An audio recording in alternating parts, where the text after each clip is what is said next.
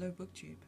So it's been about a week and a half to 2 weeks since I last posted my last video, and basically that just means that I've been busy, which is probably a good thing because gotta live, gotta eat, and gotta be able to afford more books. But at least in the last week and a half to 2 weeks I have had a chance to get some reading in, so I thought I'd take this opportunity to tell you what I've been reading, share some thoughts and feelings about it, and show you some covers because it's BookTube. So the first book is the complete illustrated short stories of Sherlock Holmes by Sir Arthur Conan Doyle. It's a lovely book, nice and thick, and what really makes it special is that you've got all of the illustrations throughout. Yeah, and this was even such an awesome price as well. Anyway, absolutely love this. The last time I read Sherlock Holmes, I think I was early high school, which was about 25 years ago, if not more. And yeah, I did not remember much. Might as well have read this for the first time. I did have memories of some things, but that's basically stuff that's come in from old TV shows and movies, etc. But it was a fun read, and you can't go wrong with Sherlock, can you? I mean, after all, I named my dog after Sherlock. The next book is Between Shades of Grey by Ruta Sepetys, and wow. First of all, let me say that whoever wrote our history textbooks at school lied. I did not have a few blank spaces of knowledge. I have an abyss of knowledge, but I've sent out feelers, so I'm hoping that some folks out there are going to be able to give me some direction as to what non-fiction books I can read to fill this abyss in my knowledge of history. Basically, the story starts off in Lithuania during the time of the Second World War, but this family is interrupted in the night by the Russian secret police and dragged off in horrific fashion. Yeah, I didn't know that was happening. But anyway, while the story is absolutely shocking and dreadful, terrible, it also gives you great hope with human nature and of the strength that people can have in the face of adversity. It's both uplifting and yet at the same time horrifying, showing you just how low some people can go. Wow, that sounded horribly, dreadfully cliched and did not at all capture the feeling of just how low some people went. But yeah, I would definitely recommend this one as a good read. It was fabulous. It starts right with the action, and at no point in time did I feel safe or comfortable. Yeah, it was fabulous, brilliant, a must read. The next book starts a bit of a theme that I accidentally stumbled upon. So this is Lair of Dreams by Libba Bray. This is the second book in the Diviner series. I don't want to go into too much detail because obviously second book in a series, but for one, Libba Bray is a fairly decent writer. She's got good choice of diction. This story is basically about people in New York who are falling asleep and just not waking up and dying, a sleeping sickness. And that was the part of the writing that I thought was the most effective in this, was how the townsfolk, how people responded, the prejudice, the stereotyping, the hate speech. Those were the scenes that really captured the most emotion for me. Overall, it's a fairly good story. Still got the darn love triangle in it, pet-hate. But yeah, it's fairly good. You'll find another YA here. I'm busy looking for books for the high school library. This one will probably make it. The next one is a bit of a stretch for keeping on the theme, but we're going for Sick in the Mind. This is not mental illness, people. You don't become Brady by just having a slight issue. Anyway, this is the last book in the Bill Hodges series. I think it's the Bill Hodges series. So I'm not going to be able to go into too much detail. Once again, it is Bill versus Brady, and yeah. I can't say that this was my favorite book in the series. In fact, it was my least favorite. I found that 2/3 of it basically dragged as all the I's were dotted and the T's were crossed, and not much was happening. I didn't need that much explanation. I just wanted the story to move. I mean, that's why you read a thriller. I don't need to have all the feasibility explained because it's not feasible. if that makes any sense. But it did have a touching ending, and it was nice spending time with Bill and Holly again. They were two characters I did enjoy.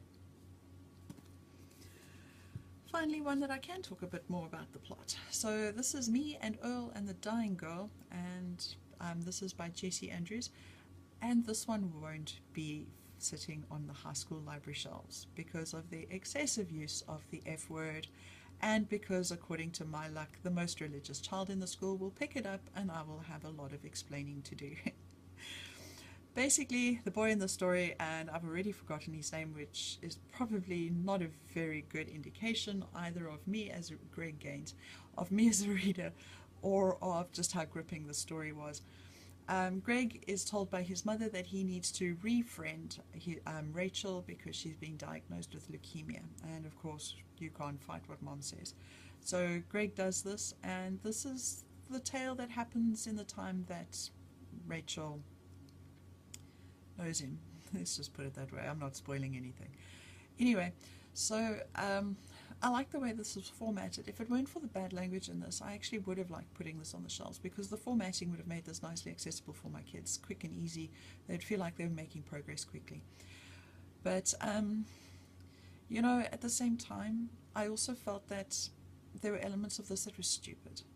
I hate saying that, but some parts were really funny, but when he was trying to be funny, he was just stupid. And I know that there's a stereotype out there that guys, when they're in the company of girls that they think are cute, become stupid. They don't become that damn stupid. Making bath jokes is just stupid. No girl's going to like it. No girl's going to giggle either, because she'll be feeling grossed out, just for the record. Anyway, the next one is Lock-In by John Scalzi, and this one I really enjoyed.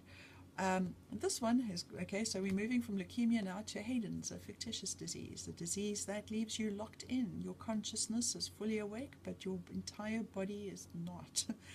And as a result, technology has been developed, and these people have a means of participating in normal society. I'm going to leave it to you to find out all the ins and outs. But this was a very interesting crime story, kept me going all the way, really enjoyed it. And I don't know if it's because I don't read much science fiction. I don't really know where to go with science fiction. So if somebody out there would like to put out a starter 101 for sci-fi, I would really be interested.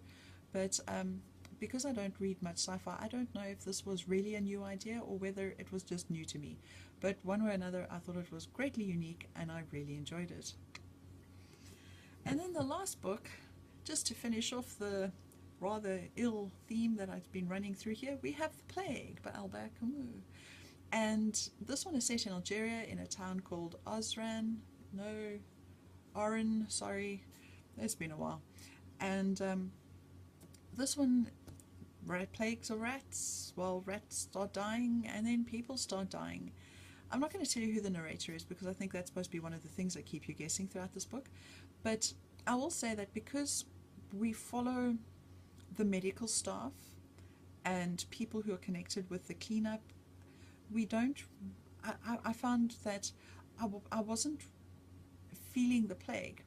For such a plague that was so grotesquely written, gloriously, grossly written, I found it kind of sterile, which is strange. I never felt fear, which I would have expected to feel. I never felt fear for the characters either, which is strange. Maybe that was because I guessed who the narrator was. But yeah, one complaint though with this is that in this entire book, with the plague that carried on for what I think was a year, sorry, this one is the longest ago that I read, I would have expected to have had some more female input, because currently the female input in this book was nothing. I know that some mothers featured. You met one of the doctor's mothers, but other than that, there was no woman in this at all, and I thought that was rather stupid, really, because I know it's set in the 40s, and I'm pretty sure that Algeria wasn't standing in queue with women's rights. Sorry, my cat's moving, and I'm not filming this for the 7th time. But it was just, I really expected that woman would have had some role, even if it was just a darn nurse. It was just frustrating. So that was my negative on this. Other than that, it was interesting. I enjoyed the philosophy in this, and also, once again, an interesting view on how people can really work together. It showed the good and the bad of human nature. Sorry. I'm not filming this for the 7th time. Anyway, so those were the books that I read in the last week and a half to 2 weeks. I'd love to hear any comments that you have to add down below. If you have any recommendations of other sci-fi novels that you think I'd enjoy, if you have any idea on which non-fiction books could help fill in the abyss of Stalin and what he got up to and what the hell he was doing with Lithuania and how on earth he managed to sign a non-aggressive pact with Germany during the war and still not be considered on the opposite side, I would really, really love to know. I'm trying to keep my cat away. Anyway, I'm going to sign off before I have to refilm this. Bye!